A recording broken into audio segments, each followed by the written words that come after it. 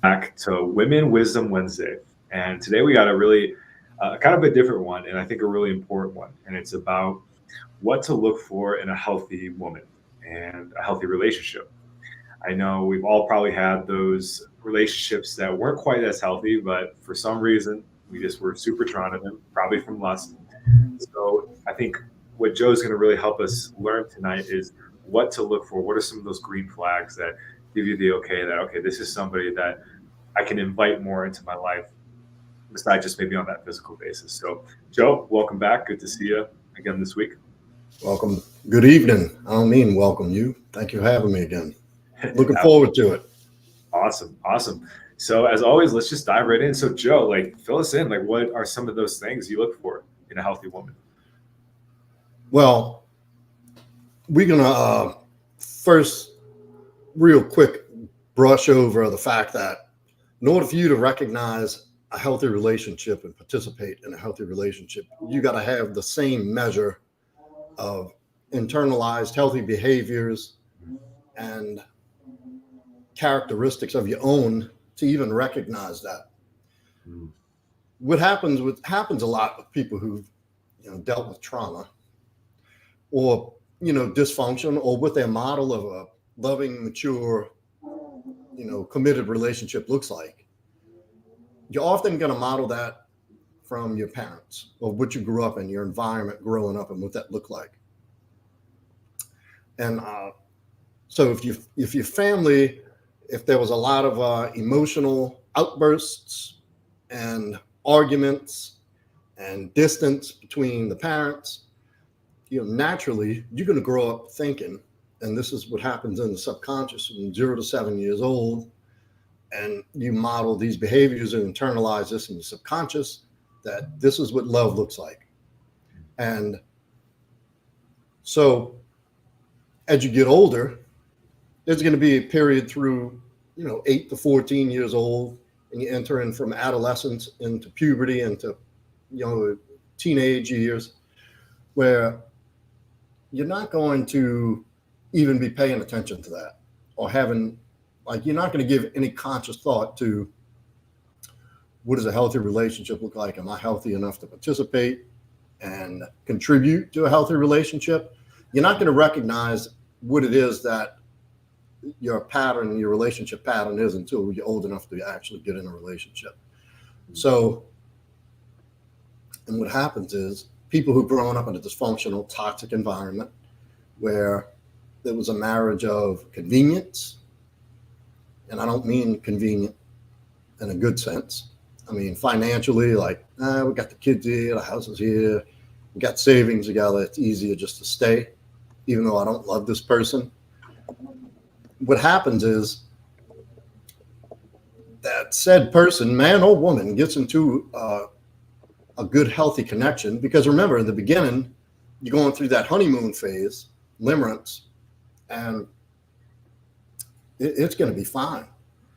You're going to fuck every time you walk past each other. You're going to be thinking about each other all the time, wanting to do everything together. And there's a reason for that in the beginning of a relationship. Usually 6 to 12 months, that begins to level off and the excitement dips a little bit. Then that's when the realness of a relationship sets in. And that's what's going to be that's what your relationship's going to look like moving forward. Was that you or me? That was me. I thought I had my own silent. So, and what'll happen is you'll start to realize the true colors of both people and what the relationship's going to look like will start to come out. 9 times out of 10, you're going to start acting like your parents. Just the way it is, or parent. And all the healthy markers that we're going to get into in a minute of what a healthy relationship looks like. It's nothing. I'm not saying you can't have an exciting relationship and a fun and loving relationship. That exists. You can exist for many, many years and still enjoy being with the person you're with, have a good time with them, laugh with them, keep the attraction, the sex, keep the sex good, keep the sex frequent. You can do all those things. But what's going to happen is when that relationship begins to normalize or stabilize or level out, and the day-to-day starts, and you're just picking it up for what it is, day-to-day life with this other person, what's often misunderstood for a healthy relationship, and it's people get that conflated with boredom, and they'll think they've actually gotten in a boring relationship, and the whole time it's just this is what a healthy relationship looks like, where you live in your life, routine life, day to day, side by side with another person. Yeah. And there's no conflict, very little. If something does arise, it's maturely and lovingly worked through. It's discussed, not argued. Yeah. You're showing up in a relationship to give, she's showing up to give. And it's better than a coexistence, because that's often what it's misconstrued as, oh shit, I'm just coexisting with this other person. The butterflies are gone, the puppy love's gone. I can take or leave the sex 7 days a week. And it's misconstrued as boredom. So, and what these healthy characteristics look like, and this is why you and I even started talking about this, and we started this whole thing off. I believe our first stream was about these traumas, dealing with these traumas. And this is why it is so important to even be able to recognize that the family or the environment you've grown up in was dysfunctional and toxic. It was not a healthy environment. Because even I got married young, and my ex-wife came from a dysfunctional family, as did I. And we both knew that it was dysfunctional. And we both said, we had this pact that we weren't going to be like our parents. We weren't going to live that life. We were going to give our son an amazing life, and he's going to see what real love looks like. Well, guess what? Neither one of us were equipped to do that. So what do you think happened? We relived the same fucking marriages. It was just like the cycle on repeat. And, we had our own spin on it. And there were some things, some of the dynamic was better. But in a nutshell, it was just the same repeated pattern. So what drew you guys together in the first place if you knew it wasn't functional from the beginning? Physical attraction. And it just seemed to fit, it was very easy. Any good relationship is if you meeting and for the first few weeks you having trouble, that's not a good sign of a relationship. It should be easy. It should be effortless. She should be as equally excited to see you as you are her, if not even a little more. And looking forward to this time spent together and doing things together and exploring new things and having new experiences and, fucking every time you look at each other 4 times a day, because that's how it is in the beginning, right? You got that puppy love thing going on. And so that's actually called limerence phase, where this person can do no wrong and you can do no wrong. And even the little red flags that pop up, you're so caught up in it, because we talk about the drug, right? You're so caught up in all these feel-good endorphins and the bonding and all the good things that come along with that. What most people do is they're prone to ignore that and look the other way and turn a blind eye. So that is initially what kept us. And,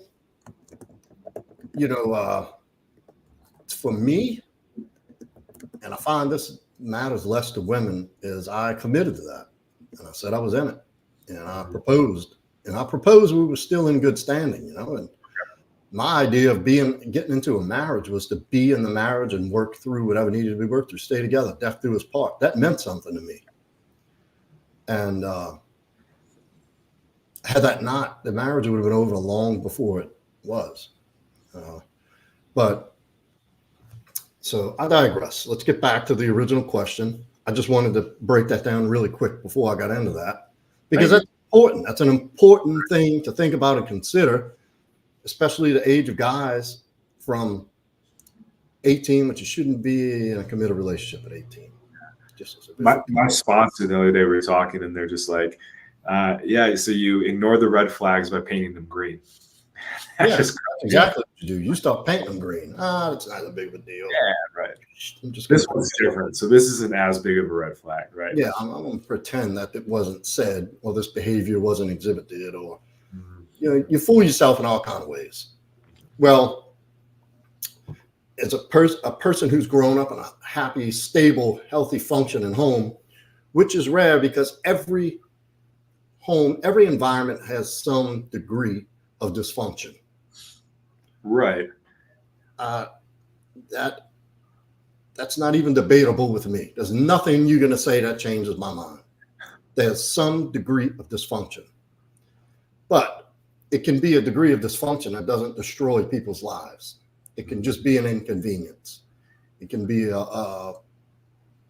just a heavy sticking point, that runs throughout the marriage that you have to revisit every so often because it's a thing, it's a pattern. But there's a degree of dysfunction because so here are the things that I look for in a woman to be in a healthy relationship. But what a healthy woman looks like to me. A is we're going to go over this with a broad stroke here and say feminine, a feminine woman who has the ability to communicate. Mhm. That's not as important as the mainstream makes it out to be, but it is necessary long term to whoever you're with, whether it's a good friend, a business partner, a co-worker. You have to have some basic level of effective communication skills. Does she encourage you? Does she look up to you? Is she submissive, which means is she willing to follow your lead and look to you to be the leader and don't try to compete with you and fight you and buck you on every decision? That when the sex is gone, when that moment of when you're off that pink cloud, Mhm.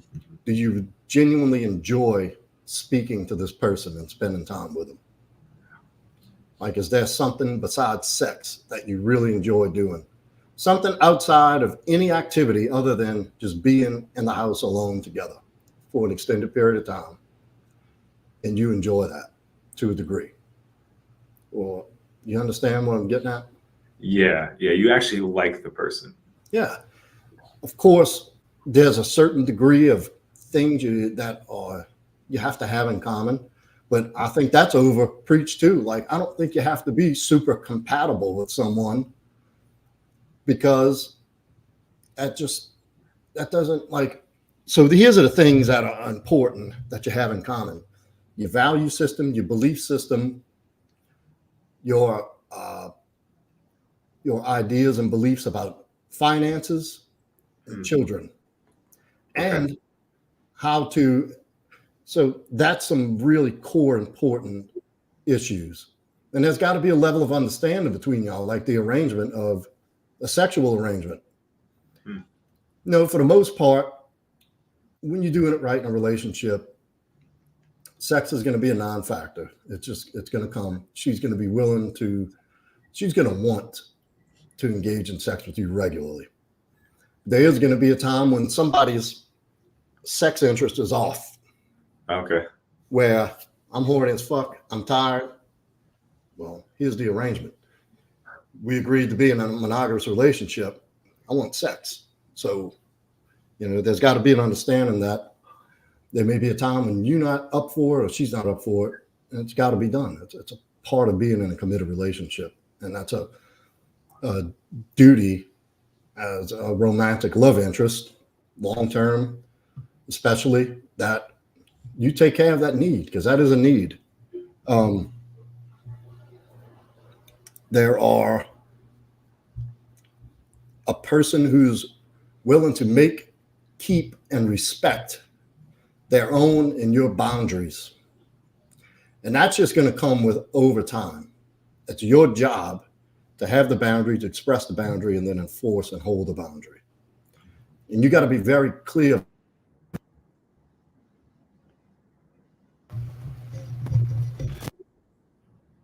Oh. Nope, you're gone. There you go. I'm gone. No, you're back. You're back. So boundaries. It's your job. Hold up. Now this thing is not one. Brief intermission, everyone.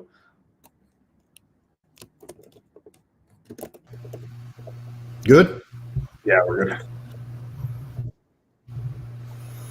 All right. So boundaries. It's important that you are able, and this is something you need to know. This is something you need to know long before you.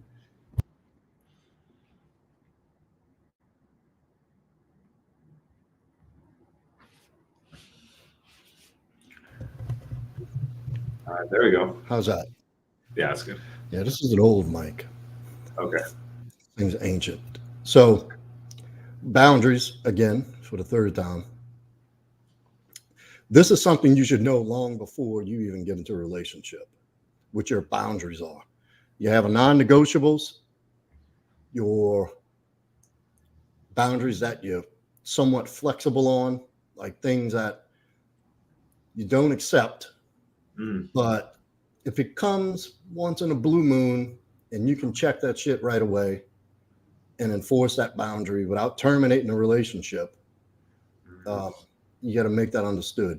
And there's, certain other things as far as even as detailed as where do you leave your dirty laundry? Which way does the toilet paper go? And that's little things you kind of learn about each other as you go. But being able to communicate, enforce, and hold these boundaries, that's your responsibility. Typically, a boundary is going to get tested. That's just the rules of nature. Boundaries are made to be tested. Now, if it is a serious boundary, it's a non-negotiable, and you've communicated that, it's your job to enforce it as such. You got to be willing to walk away. But a healthy, even a reasonably healthy woman is not going to test that boundary because she respects you.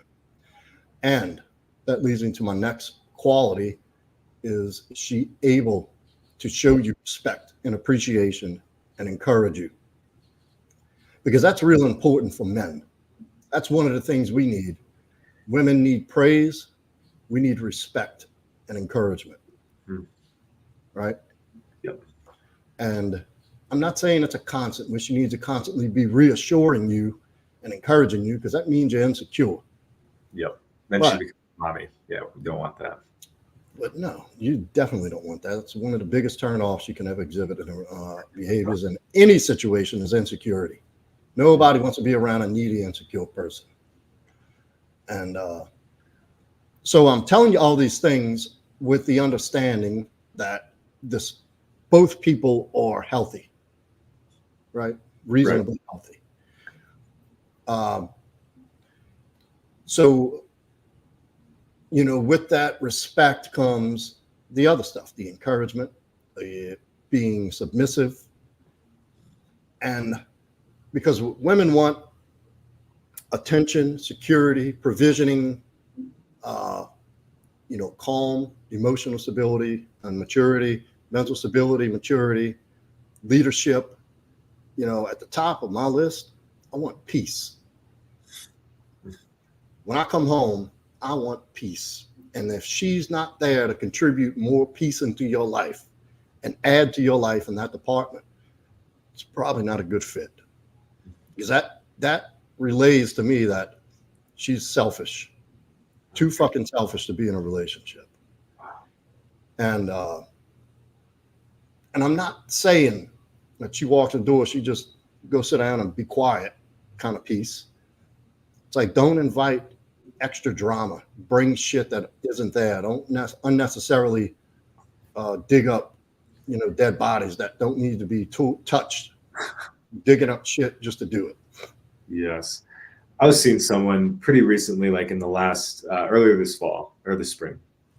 And she was very most recently? Not the most recent one. And this is, I'm going to do a little comparison side by side. Like, it was a great time to see her. Like, she showed up. She was like very supportive, like you said, very encouraging, supported my mission, was pleasant to be around. And just like, I felt happy. Like, I felt joy being around this person. So that's absolutely felt that peace. This last person, like I felt a sense of peace. But it didn't feel natural. It was like I had to like really work hard for that peace. And there could be argument that okay, well, yeah, you got to work hard, man. Like you can't just like be lazy. But there is an element of naturalness that comes with a relationship that's like I think healthy and like good for you. So it's just a good side by side comparison. And now I can see going forward, like okay, so some of these qualities in this person I really enjoyed are qualities I want to find in new people, right? And yeah, man, I just really really appreciate that. Just really looking for those boundaries that are for yourself too, and then holding those boundaries true, because I'm sure we've all done it. You let those boundaries go just a little bit too much, and it's like, that's when that she starts losing respect and all that. So, Well, that's your job to check that shit immediately. yeah. Look, if you let that slide, that's the beginning of the end. Death by a thousand cuts. It starts off with something seemingly small and insignificant, and you're going to be a little reluctant because of the way you feel about her. You even start having to have this inner monologue about, is this really something I want to make a big deal of? Is this really something I want to correct? Yes, is the answer. Not, it's for her good too.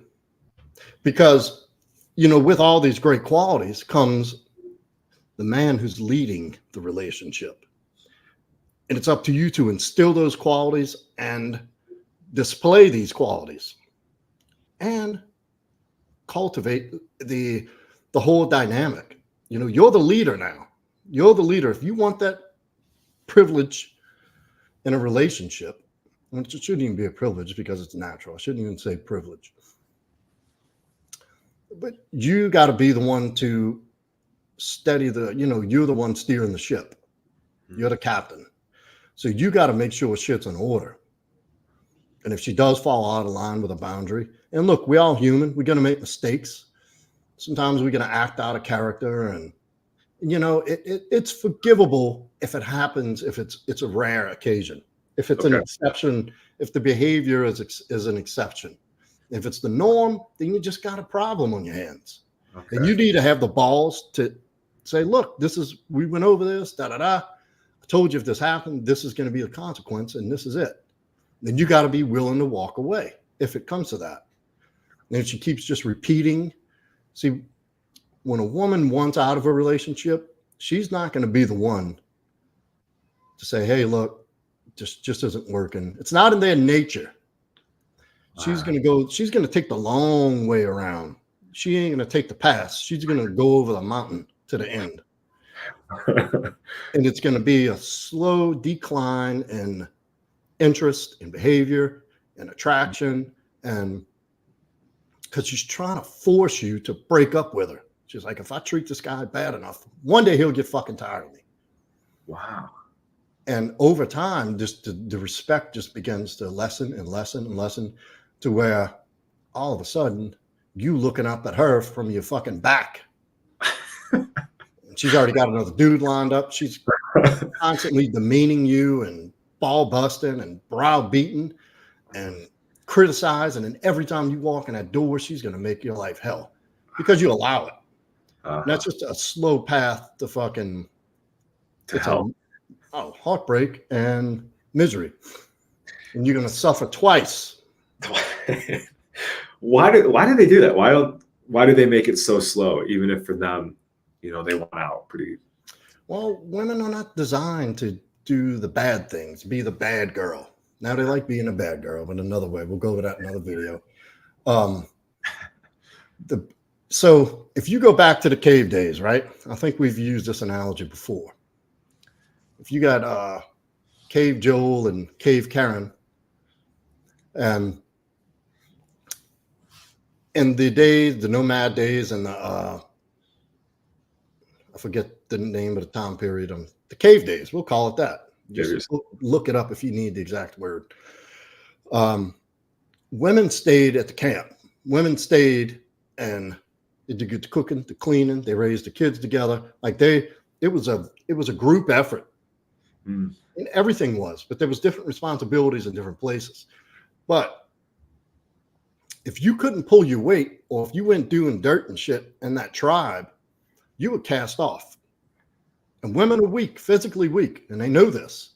Women are the weaker sex physically, and when it comes to skills and competence and certain things, they can't do the hunter-gatherer thing by themselves. Men couldn't even in those days, and that's a dangerous life to live by yourself. Your protection was in your numbers and the strength of your tribe.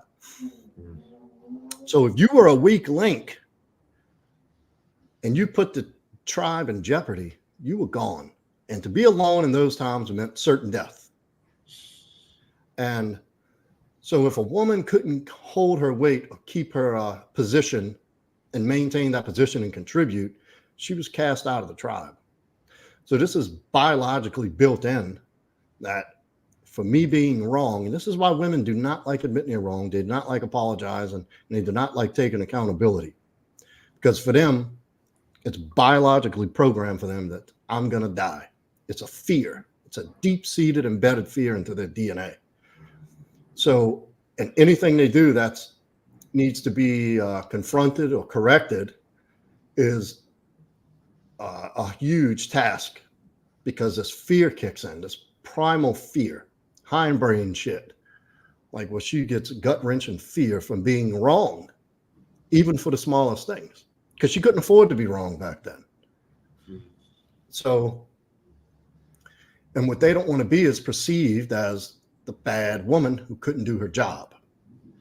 And not only that, women avoid confrontation. That's why they'll give you a fake number, pretending to like you while you're talking to them, because they'll reject you easily. They won't be like, well, get the fuck out of here. I'm not interested. Because they don't like conflict. That's a scary situation for them, being the weaker sex, physically speaking. Okay. So what they'll do is, and this is a superpower women have over men, especially if you don't know what the fuck women are about and how they operate, they can manipulate a situation to where they completely absolve themselves of any wrongdoing. So how they'll make that look is, they'll start leaving little clues and hints by their behavior. The sex will dry up, the phone calls will stop, or the responses get slower, and there's always an excuse, even if you're living together. I'm tired, I got a headache, I didn't feel like cooking dinner. Usually, because if their normal behavior was, they took really good care of you when you got home, she cooked, she cleaned, the sex was always a yes. And, when you start noticing that shift, and there's certain things you could do, you can look out for in their behavior, like if these big habit changes, a drastic change in habit, the way they dress and when they go to work, or the way they avoiding spending time with you, little things like that. And there's a reason why we get that alarm bell that rings in our head when that kind of behavior starts to happen, is because this is the beginning of the end for her. And what men fail to do is recognize that, confront it, and then make the decision whether they're going to move on or not. They'll just go on pretending like, oh, nothing's wrong. Because she ain't going to tell you, if you like, look, the whole week you've been distant, you wouldn't even lay by me in bed, or, you've turned me down for sex 3 times. What's going on? She's not going to say, well, I'm losing attraction for you and I'm losing respect. And I don't really want to be in this relationship anymore. And I don't know how to tell you that. So she's going to say, I'm tired. I had a hard day at work. Or she's going to start an argument. And you're going to try to argue and make sense with it. And she's going to destroy you in the argument, because women are experts at mental warfare, like Navy SEALs are, experts at warfare. Mm-hmm. Chicks are experts, top tier 1 operators of emotional warfare. And they will destroy you. And that's what men fail to recognize. This is why you don't engage in arguments. There's nothing to be had there. There's no victory, no matter what. So it's pointless. Genuinely, it's pointless to argue. So what you'll do is just over time put the onus on you. That way, she doesn't have to take responsibility for ending the relationship. These women will drag your ass through the mud, through the fire, through the shit to push you so far where you're like, fuck this. I'm out of here. She say, and then when it comes down to it, she said, well, hey, you left me. Yeah, you the one left. I didn't want to leave. I didn't say let's break up. You said let's break up, right? And that's how that goes. It's a long, drawn out process. Now, a lot of times, though, we hear, and why a lot of people come to you is because they got dumped by their girl. So eventually, it sounds like there is a point where the girl will just be like, yeah, this ain't working. Well, yeah, absolutely will. But there's going to be a long period of suffering in between. Okay. I get what you're saying. Am I right or wrong? Yes. And the reason I ask is, one, somebody put a comment here about women not being direct about not wanting to be in a relationship. I think, Sam, what he's saying, and from the clarification just now, is that they will let you know, but it will, just like I said, it'll be a long, drawn out process until they're finally ready to snap the twig. So yeah, typically on the onset. And here's the thing, Sam, that a reasonably emotionally and mentally healthy, stable woman will be upfront about it. There we go. A healthy person will recognize the harm and the pointless task of carrying on a relationship they no longer have interest in would do to both of them. And they don't want to cause unnecessary harm. Look, and I'm not putting this on women because men do the same shit. But you'll find that women, this is where the whole monkey branching thing comes in. She'll get so tired to the point where somebody else catches her eye. She'll start a little thing up, make sure she's got it going. Then she'll come home and say, hey, I don't want this relationship anymore. And that's unhealthy. So how will a healthy woman communicate? Or let me rephrase that. Is a sign of a healthy woman a woman who communicates? Yes and no. Because here's the thing, a woman can communicate. They are naturally better at expressing themselves. It's how they communicate and what they communicate. Women naturally communicate in a very covert manner. This is why they say things like read between the lines, recognize the signs, listen to what she's really saying. Like, for instance, and this is an oldie but goodie, like if you forget to take the trash out and you come in from work and she's sitting there pissed off with her arms folded, pouting, and you're like, what? I forgot to take the fucking trash out. I'll do it right now. She'd say, I've asked you 3 times to put the trash. You never put it. It's not the trash that's not been taken out. There's a whole layer of shit that you don't even fathom that's going on underneath the surface about what she's really saying. And it's not about the trash. It's about the trust. You didn't keep your word. You let her down, and you made her feel like what she wanted was unimportant, and you've invalidated her. So she feels useless and unheard. So, it's just a small example. But, and also women don't like be the one to cause the damage. But a woman with, a reasonably healthy communication and, even just a basic fundamental respect for you would realize like how much worse it would be if she drug it out longer than it had to be to tell you she doesn't want to be in that relationship anymore. Okay. And it'll be a hard process for them, but they will do it. They will say, hey, look, we need to talk. It just isn't working anymore. Like we need to go our separate ways. Wish you all the best. I mean, it's probably not going to go exactly like that, but you know what I mean. Right.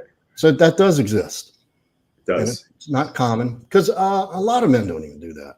Like what's the thing nowadays? People just ghost you. They just quit fucking talking to you. No explanation. Right. I had a girl break up with me last year like that, just not ghosting, but the healthy way. Like she just said it. She said, hey, I met someone else. Like, it doesn't seem like you want anything serious. And I just want to say I had a great time with you. And, I wish you all the best. And it was like, what's wrong with that? Sucks a little bit at first, but it's a lot better in the long run. And now I respect her looking back. Like, I'm like, yeah, I respect that person. Like, she's a person. I can say person. Yeah. Man, so, awesome. Yeah, Sam's right. That he disagrees that some women will be direct. Yeah. Unfortunately, Sam, most of the time they won't. And that's not that's women. That's how they are. Not a dig. Yep. Absolutely. And I like, Joe, what I'm hearing is it still comes back, as you've talked about in other vids, to the burden of performance. So as men, we got to be on our game 24/7. So we don't let this. Yeah, sort of. But there's no way to stay with your A game clock running, and you performing tip top 24/7, 365. I just hear you saying that. It doesn't happen. You can do very well for large periods of time. There's going to be a point, if you out there, living, accomplishing, interacting, training, fighting, working, building, you're going to eventually, your resistance is going to fall. It's an ebb and flow, just like attraction in a relationship. Over a long-term relationship, attraction is an ebb and flow. That's just a natural thing. That's a cycle. Everything has a cycle. Everything has an energetic cycle. Anything does. From the time you plant a seed till you pick the fruit till you eat it, it's a cycle. And it's a repetitive cycle. And life repeats itself just like that. A life cycle. That's what they call it, a life cycle. So, and it's important to understand that attraction rises and falls. And it could be, so does your ability to stay on tip top all the time. And that's another quality look for in a woman, is that they understand that they know for the most part, you got it. But you're going to have bad days. You're going to have lulls. You're going to have times where you lack inspiration to go make content or, go out, slaying dragons with enthusiasm when you get up in the morning, taking off out the house, going to conquer the world. And especially when you're with somebody for an extended period of time, they know you well, and they can sense when you're having a dip. And that I've heard people talk about vulnerability and this and that. I told you on that last video I did, I talked about the guy talking about vulnerability. A lot of people get that confused. And I think this is one of the few times you display a degree of vulnerability to say, hey, I am a little down. And a good woman is going to ask you, so what's wrong? Something's wrong, I can tell. The worst you could do is lie to her and tell her nothing, I'm fine. Because she knows you're full of shit. Then she's like, well, what the fuck? This dude don't trust me? What is he really hiding? You could just be hiding that you didn't get good sleep for the last 3 days and it's catching up with you. And you bogged down at work. She's going to start thinking you hiding another chick. Something wrong. What's he hiding? Why won't he tell me? He doesn't trust me. And so she's going to come up with her own conclusions of why you're being a little more quiet or reserved or distant or not as enthusiastic as you normally are. So the best thing you do in that situation is to tell her, yeah, I'm a little fucking bummed out right now. Or I'm a little bogged down. I'm a little overwhelmed, but nothing I can't handle. Here's the situation. I ain't slept worth a fucking 3 days. My back hurts. I've been eating like a fucking garbage disposal. And this job, I ran into this brick wall. But here's what I'm doing about it. Tonight, I'm going to get to sleep early. I got some canned salmon and an apple for lunch. I'm going to start working on that. Like, you don't have to give her this detailed list of what you're doing. You just got to reassure her that, yeah, just a thing. Nothing to worry about. And if you present that as it's no big deal, she's going to take it as such. And the opposite is if you go into this long, I just can't handle it. She's like, oh, wait a minute. This dude's a fucking pussy. Like, what the fuck? But I have a hill. Yeah, what the hell happened to my big, strong man? Why is he acting like that? Like, I don't want to be around this dude. Go toughen the fuck up. And so, yeah, there's times when a degree of vulnerability is necessary. And I'm not saying vomit your feelings all over her, but you can inform her. You can let her in the loop, let her know what's happening, and let her know it's okay. No big deal. Just a thing. And so we could go so many different directions from this topic about healthy and, and all the things that I've explained. And it's just, do want to say first, yeah, dude, I appreciate you giving us permission to not be perfect all the time.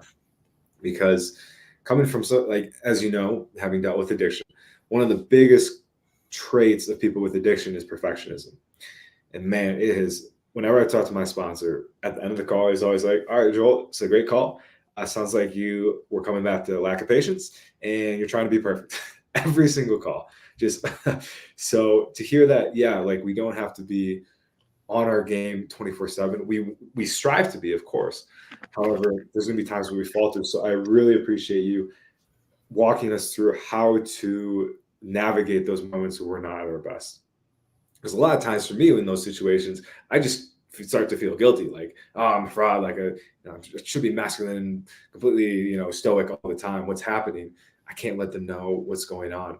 So the way you address it there is being vulnerable with just reassuring that, like, yo, it's cool. Like, yeah, so I'm in a funk, but we'll be fine. And then that's just going to give her that reassurance. So that's awesome. Well, and along with that, like you said, your sponsor, your buddy, a mentor, that's who you take that shit to and, open up the whiny works a little bit with them. Let them help you filter through that. You don't use her for that. That's not her position. It's not her job to listen to you fucking whine and complain. Yes. But you have a good tight group of fucking solid men. Yep.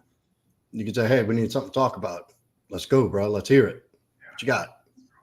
This, and this. Yeah, I can understand where you're at. Well, what do you want to do about it? What do you think you can do about this?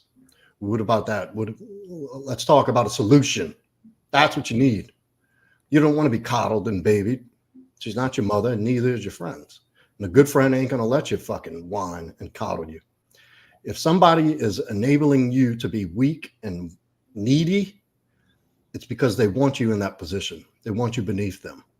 Mm. That's a manipulation tactic of weak people who really envy you. So,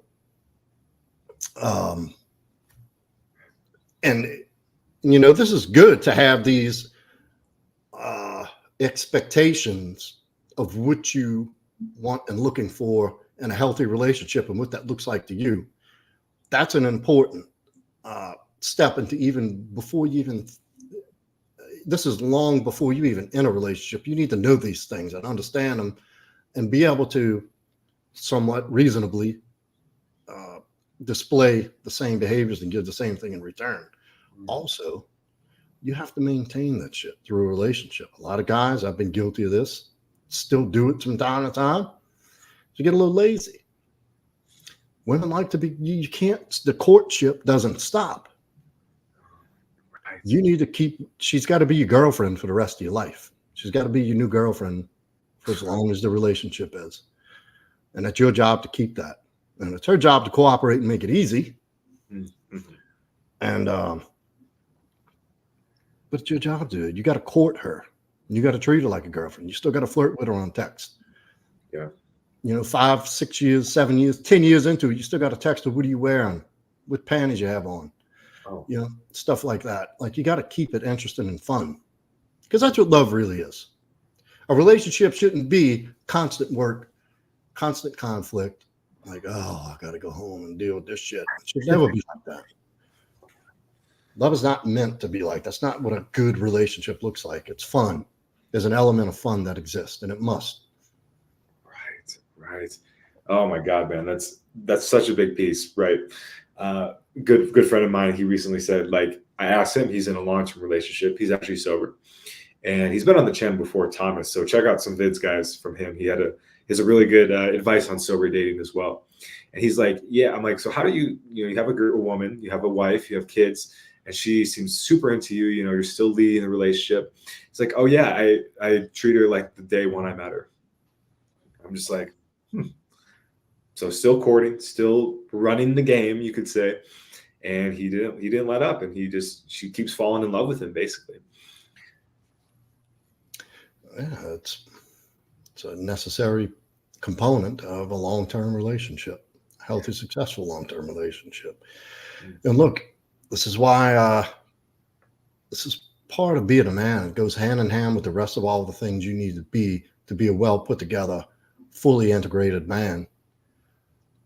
And better believe that this is a skill. Dating women, leading, it's a skill. And that's why it's so important to learn this. The best way to learn for men is you date. Yeah. And you actually screen, vet, date. It's important that, because look, inviting the wrong woman into your life will destroy your life. It'll completely turn it upside down and set you back for years, if not life. I personally know a pharmacist. We had a woman, she was with him all through the pharmacy school and all that. He got out, did really well, opened his own place up, his own pharmacy. And in 2 weeks from the separation, he had his pharmacy closed down, took all his shit. Is under investigation from lies that she told. No. Told everybody he abused her. And I know this guy, I didn't do it. And but I bet you there was things long before in the beginning of that relationship that told him, I don't know if this is a good idea to get with this woman. It's fun to fuck. And that's usually what happens. Oh, this pussy's so good. I gotta lock it down. You know, and then everything else we'll deal with as we get to it. That's how they think. Dick first. I thought that, yeah, for sure. Yeah, So painting those red flags green.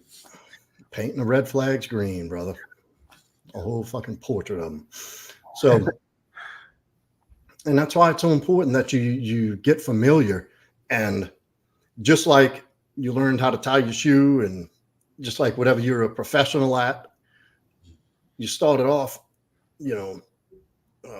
rickety and uncertain, and so you fumbled a lot at first. But now you can do it at second nature, right? Yeah. And you just know how to go with the flow. You know how to, I've seen this before. Here's how you do that. You got the solution, bam, plugged in. It's a reflexive action. It's second nature. Yeah. And in order to exist in a healthy relationship, you got to be able to recognize those cues and know what to do. And I'm not saying you're still not going to learn things as you grow together. And there's still going to be things that you haven't experienced or encountered that may come up. But experience is valuable for men, relationship experience.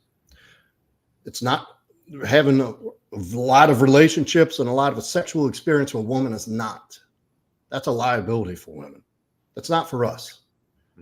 Because we didn't know what to do. We need that experience. And as women look up to you for experience and to lead and to know what to do when something comes up. It's your job to solve that problem, and fix it, and make it right. Whether it be her having a bad day and you listening and saying, she's just in a piss mood and not react to it, or to actually physically fixing something. It's your job, or getting it done one way or the other. Oh man, brother. You are preaching tonight. So to wrap up the show here, I had a really big question for you, and being on the addiction channel here, what are your boundaries around addiction and all that?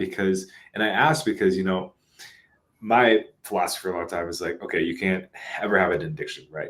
And I think what I've learned is that, okay, I have to have boundaries around certain addictions.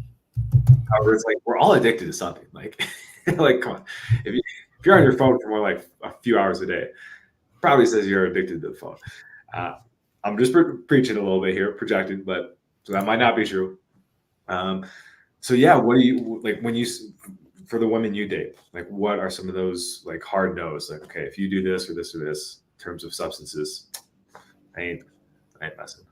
I'm pretty flexible with that. Now, here's my policy. Okay. I'm an alcoholic. I'm in recovery, and I've fought with addiction. That doesn't mean everybody else on the planet is. Some people can casually, socially enjoy drinking, smoking pot, even doing blow. I have friends who are mightily successful millionaires that every once in a blue moon, if it's a crazy occasion, they get a gram of Coke and they do blow that night. And it's not an issue after that. They don't advertise it. They don't make a big deal of it. They get the little bit. When it's out, it's out. So I don't handcuff people, even people I associate with. Now, if you're an addict or an alcoholic and it's untreated and you're making no effort to do anything different with yourself, I will not tolerate that. Especially with women. Because I know a guy who's trying to save his girlfriend. Captain Save-A-Ho. She's in jail. Oh, okay. Well, that's real. Yeah. And he's not an alcoholic or a drug addict. Okay. And so she was on probation. They have drug court, I think it's called. And she's got to check in and stuff and do drug tests because she got busted with drugs a few times. And she was on probation. Well, she snuck out the house, went and did some crystal meth, came back, started a scene. Police came. That's when you decide, if you have an addict or alcoholic in your life, an active alcoholic and addict in the trenches, there's nothing you can do for that person but distance yourself. You can love them, you can want to help them, but you're beating a dead horse. Because somebody who's not ready for help, who wants to receive help, it's not going to happen. There's nothing you can do or say to convince them otherwise. I've heard pleas about do it for your children. It doesn't matter. And it's not coming from a fucking bad place. That's what an alcoholic and a drug addict looks like. You live for that alone. That is your sole purpose existing, to use or drink. But for the most part, like if a chick smokes pot, I don't say anything about it. They drink, as long as it's not like the drinking thing, would usually change somebody's personality. If they have a few they tie one off and, just to get loose a little bit, shake off a little dust. It's no harm. If she drinks and gets belligerent and stupid, that's such a turn off for me. Like there's no reason to have a talk again after that. Because once I see that behavior, there's nothing, I'll never see her the same way again. But a casual social drinker, I'm not going to hold everybody hostage because I don't. Because of what it does for me and does to me. Now, if you're new in sobriety, I recommend you distance yourself from that for a while, at least till you're going through the steps. And you've gotten to a point where you have lost the obsession to use and drink, to where you don't see things that you feel nostalgic about, like certain smells, certain places that reignite those butterflies. Like, ooh, I remember going there and I was partied up. And like, as long as you don't get excited about it, if you're just kind of neutral, then I think you can start exploring being in those environments and around those people. And, in your recovery, you should have a sponsor, and you should be talking to your sponsor about these things. Look, this is my first time, 6 months in or so. Met this chick. We're going to a restaurant. She's going to be drinking, or we're going to play pool or something. You're going to take her out for a fun time. And then you can talk about it a little bit before you go, kind of prep yourself. Okay, well, you know what to expect. You're probably going to get offered a drink. You may be in a position where people might even slightly pressure you, because I've experienced that. Come on, it's one shot. It's the fucking Saints one. Come on, do a shot. No, I don't drink. Oh, come on, you can't drink one? And then, no, it's not for me. But thank you. And you go ahead. You drink mine. I'd say some shit like that. But in the beginning, if you're vulnerable, you may cave to that peer pressure, or you may cave to appease the environment or appease the moment. We're having such a good time. She's had a few. Would it really hurt if I had one? The answer is yes, but you're not going to think that. So I recommend, if you're in the beginning and early stages of sobriety, stay away from that for a little while till you've built up a stronger foundation underneath you.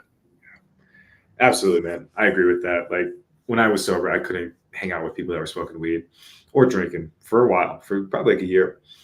But eventually I got back into it. And because my boundaries were so strong with myself, it was just like, yeah, this is no problem. Like, have fun. And what I actually found myself is that sometimes, I just don't want to be around people that are drinking. Like, I was just about to say that. Or be at home reading a book, or like just working on something, listening to music, doing something else. And yeah. When you start to change, you start to grow, you start to evolve, same things don't fit anymore. You don't fit in the same environments. Same personalities don't make sense anymore. It just doesn't line up anymore. And what I found is a lot of the people that I knew when I was out there, cutting up, that these people without that, the drugs and the drinking, really don't have much in common. Like, I don't even speak to them. I don't really think about it. If I do see him, I have one guy that I see every so often I bump into, he'll call. You still not drinking? Yeah. Oh, boring motherfucker. I'm like, yeah, I'll laugh. And I said, I see you still are, huh? Fucking right. I'm on my way now. Come with me. No, I'm good. And like, I don't like being around people who are belligerent and, stupid, sloppy drunk that does nothing for me at all. Yeah. And what happens is you start to grow and evolve, and you find yourself wanting to be alone more. Yeah. Like, It's hard. yeah, and you have a higher standard for yourself, so you have higher standard for people around you that you allow into your life. Because these same people, you want me to tell you your future? Show me the people you hang around with and the books you're reading. Yeah. Tell me about your fucking day. Tell me what your routine, daily routine looks like, and I'll tell you where you're going to be in 5 years. And once you develop that mindset and you've evolved to a point where you have these standards that are non-negotiables for yourself, that space to get in your life is like this big, and you better fit perfectly. It's going to push you right the fuck back out. You have no room for that. And that's actually a difficult thing to accept and really start to embrace, because there is something about, like, when you're partying and going out and being a degenerate, you can pretty much see it about anybody, because everyone can kind of, the healthy people are the ones who are like, yeah, like, gross. And then once that starts to switch, like, kind of realize, my dating pool shrunk a little bit. Now that's okay, because it means the ones that do fit in that pool are just going to be beautiful human beings. But there is a bit of a period of adjusting and being like, okay, crap, like, the same people, just like you said, I used to be super attracted to, for some reason, there's just nothing about them that I want to partake in. And it's part of the game, and it's part of getting sober and stuff. And I talk a lot about on this channel on letting go of old relationships that are no longer serving, and that maybe they're old using friends and stuff, but eventually sometimes you have to let them go too, and obviously just wish them well. They're always going to have a special place in your memories and in who you are. But if you really do want to get better, sometimes you do have to drop the dead weight, and it's a must. That'll drag you down every time. Look at fucking Jim Rat Crypto. It's an old fucking friend. Old Scott. He's sober too. Solid motherfucker right there, y'all. You need crypto advice? That's your guy right there. And I'm guessing fitness advice too. Oh yeah, he's jacked. Yeah, nice. Nice. So let's see. Solid dude, inside and out, top to bottom. Been knowing him a long time. You too, brother. How long have you been sober, crypto? A year, he says. Okay. Yeah, that makes sense. Like, you're still in the, those beginning stages. I imagine that urge will come back eventually. Just like you said, yeah, you're starting to feel a little more lately. So, well, that's good. Getting your sober legs underneath you. It's a change. It's a process. Yeah. And one of the things you have to be patient with is reintegrating yourself in society outside of that circle, and what it's like to have that same enthusiasm and fun without the drugs or alcohol. Yeah. And it's a little bit of a weird thing at first, because, you put me in an environment and I got a little bag of Coke in my pocket and a fifth of Crown. I can do anything. I can talk to anybody. I can do all this shit. And it took time to declutter, detox my whole self, my mind, my body, and then get reintegrated in what it's like just being able to be outgoing and pleasant and fun without booze. Because even if I wasn't in a mood, I'll go and walk inside the place. By the time I don't my second drink, I'm the life of the party, He said he was sober for 5 years before and fell off mainly because of dating and going out again. Won't they make that mistake again? Yeah, and you see, I don't know if you were listening, Scott, when we were just talking about the criteria of what I look like, what I look for in a chick, as far as in terms of their behavior with drinking and drugs.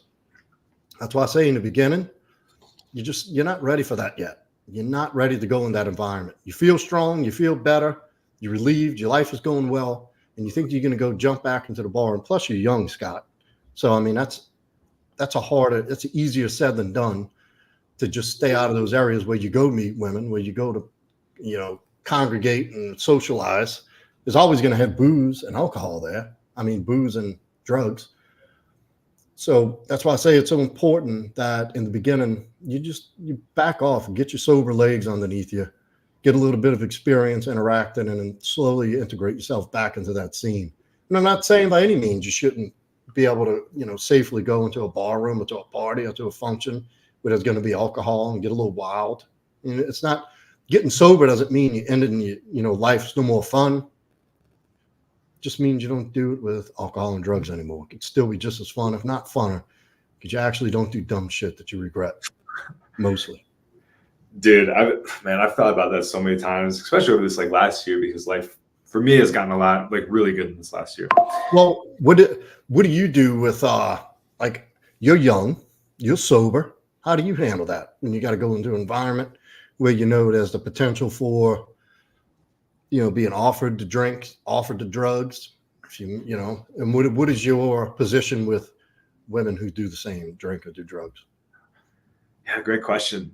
So I always go in with a escape plan. So hey, if something, I always have an area to leave, right? Either grab an Uber, dip. A lot of times, so on New Year's actually, so my roommate and I went out. He drinks and has fun once in a while.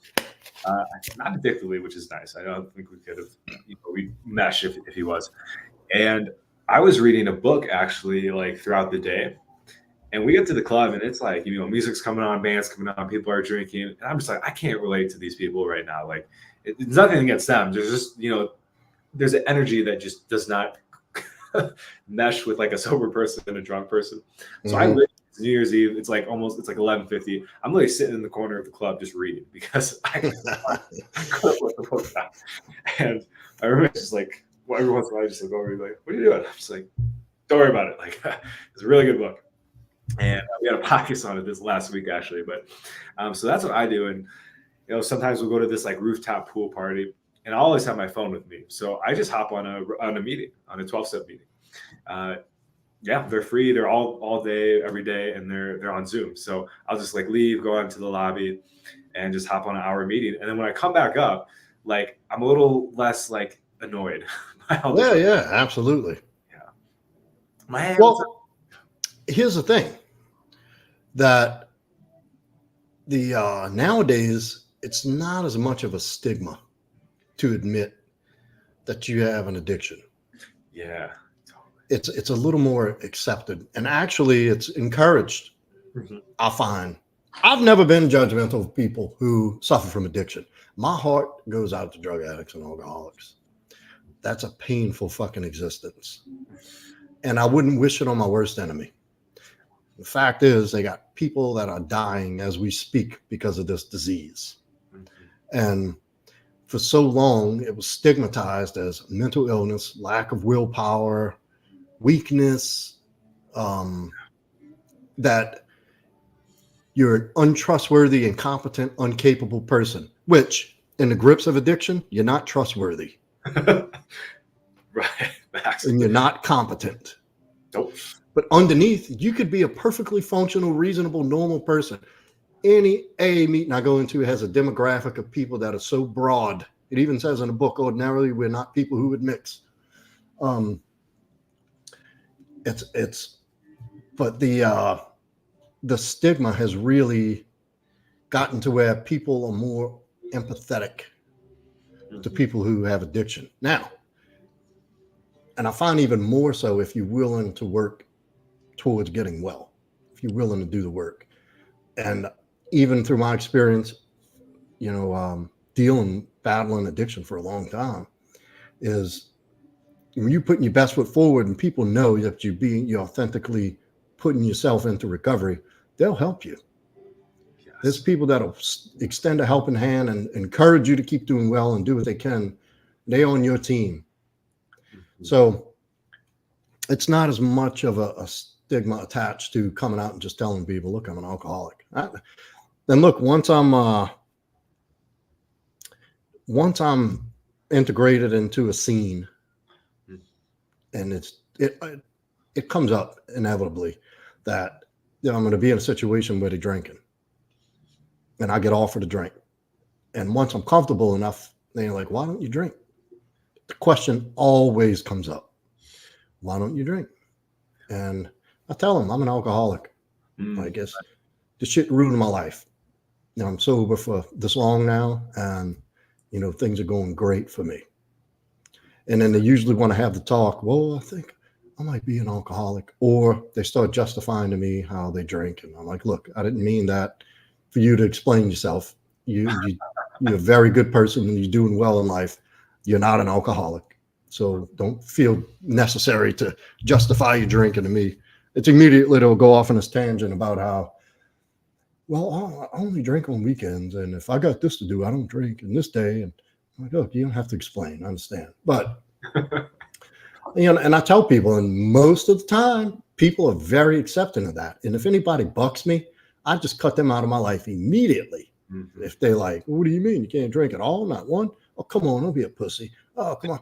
They start that shit, you're out. I've cut off a lifelong friend because of that. I won't speak to him anymore because of that shit right there. When I fucking say no, I mean no. Yeah. When I say no thanks, I'm polite at first. I'm always polite at first. Yeah. I'm as kind as you allow me to be. But it comes to a point where you back me into the corner and it gets ugly. I'm like, look, motherfucker, back up. Like, you're really starting to push, and you're starting to annoy me. Now, before something is said or done that I'm going to regret, just leave me the fuck alone. And this ain't no frat. Like, no, and then if these people find it okay or well within their, they've obviously have little respect for me or my situation. They got no business in my life. They don't get the access to me at all. And it's something like, you never know who you might actually inspire by just being honest and telling someone that you have a drinking problem.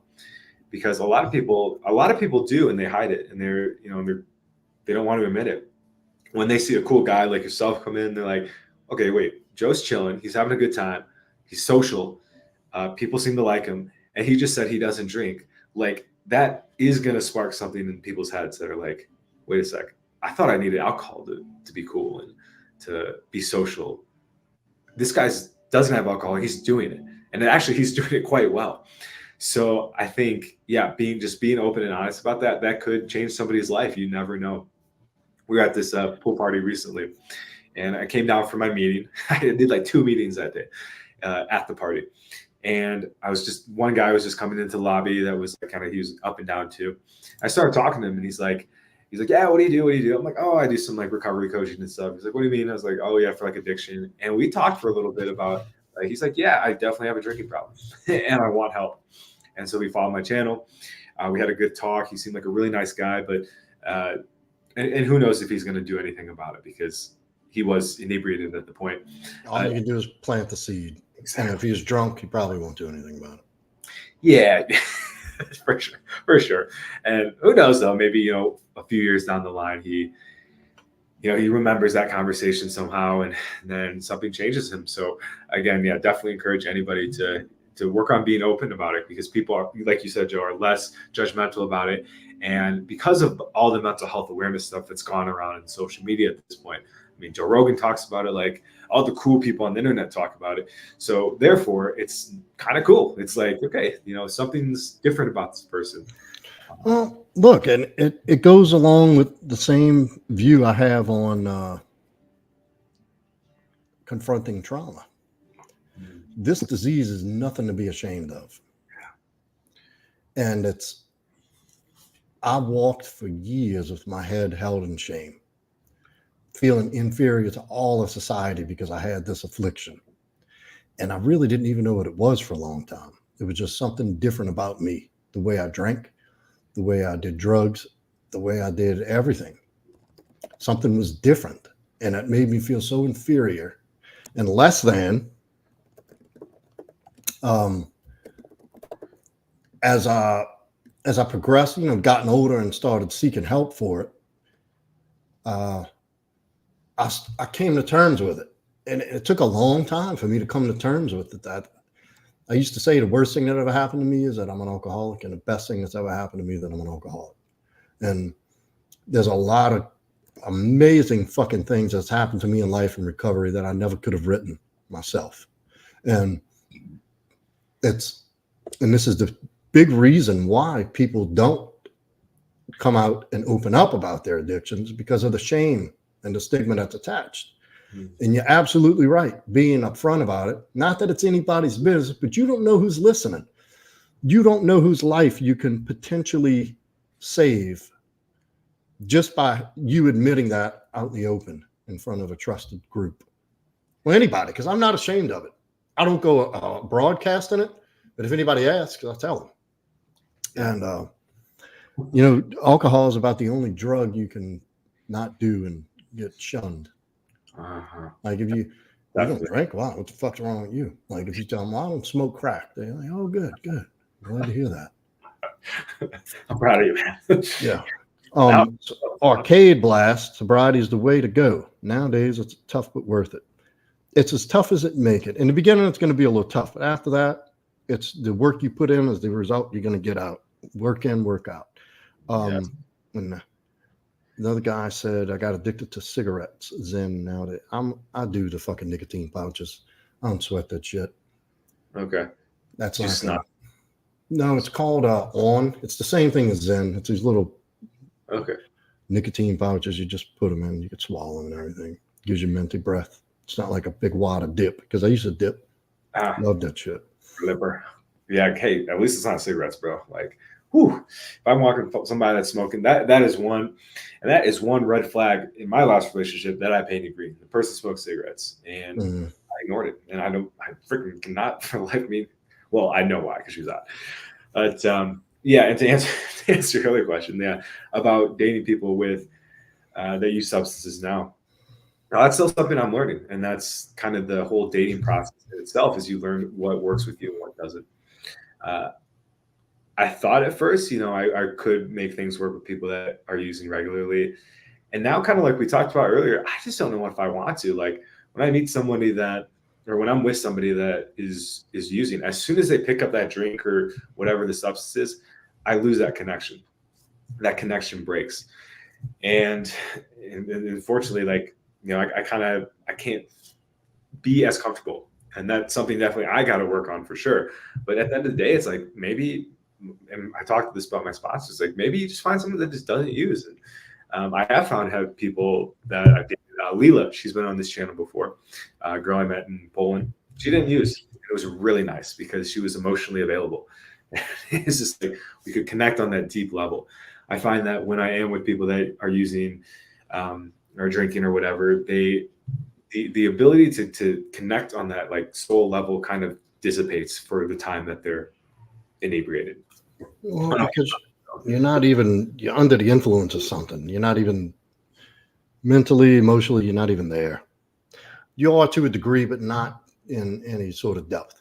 But like I said, I don't condone or allow any super addictive behavior in my life. Now, I'm obsessed about shit. I get obsessive, so I don't criticize obsession.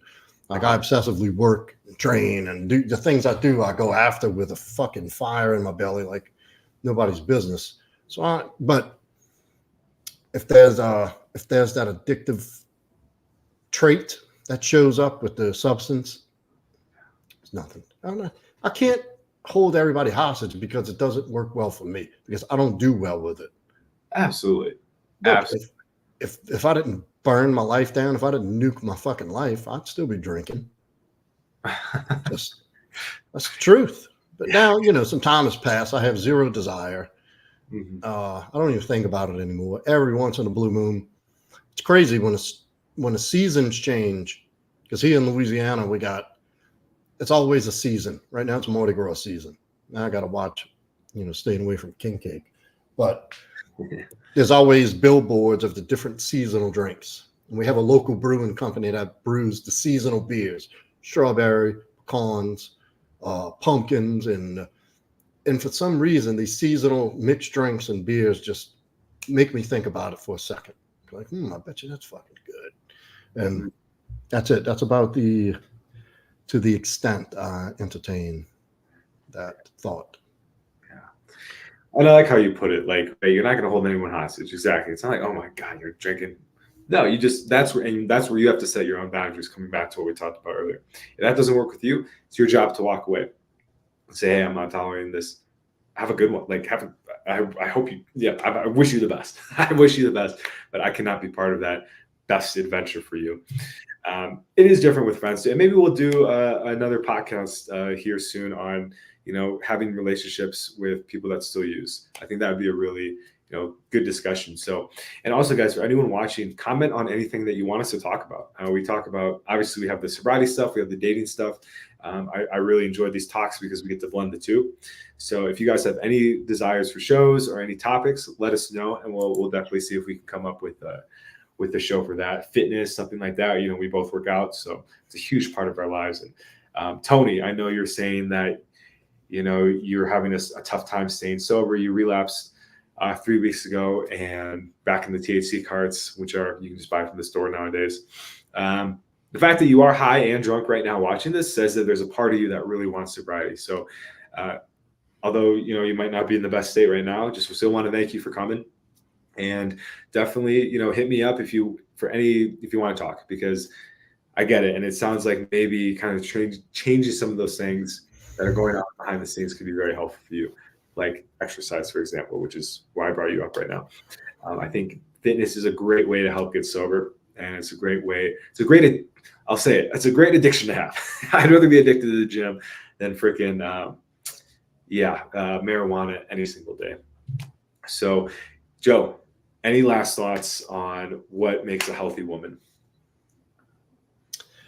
Not so much on that. I think we covered a lot. I don't even remember exactly everything I said. I think I covered it pretty well. Sure, I left some things out, which is okay. We'll circle back. And again, like Joel said, if you got any comments or questions about this particular stream, drop a comment so we can address it. But I do want to say this, and I mean this: put God first. Start with God. If you put God ahead of everything, and I know this is a turn off for some people, and maybe it's not for their ears, but this is for somebody's ears who's listening, who needs to hear it, as put God first. Then you'll start seeing things come together. Sincerely put God first. Just as you would anything else you think is important, it's not as important as God. Put that first, and everything else will happen just how it's supposed to. Brother, I'll tell you one person I needed to hear that. It's the guy you're talking to. So thank you, man. That was a huge reminder. It's so easy to forget and say, okay, like, yeah, God, thank you for the help last week. Okay, I got it now. Yeah, right. Beautiful reminder, man. Everyone who tuned in, guys, thank you so much for being a part of this and keeping this show going. I'm really looking forward to being doing these shows on a regular basis. Women Wisdom Wednesday. Maybe we start our own channel at some point, but yeah, guys, this was a fantastic conversation. I learned a ton. And I'll tell you one thing.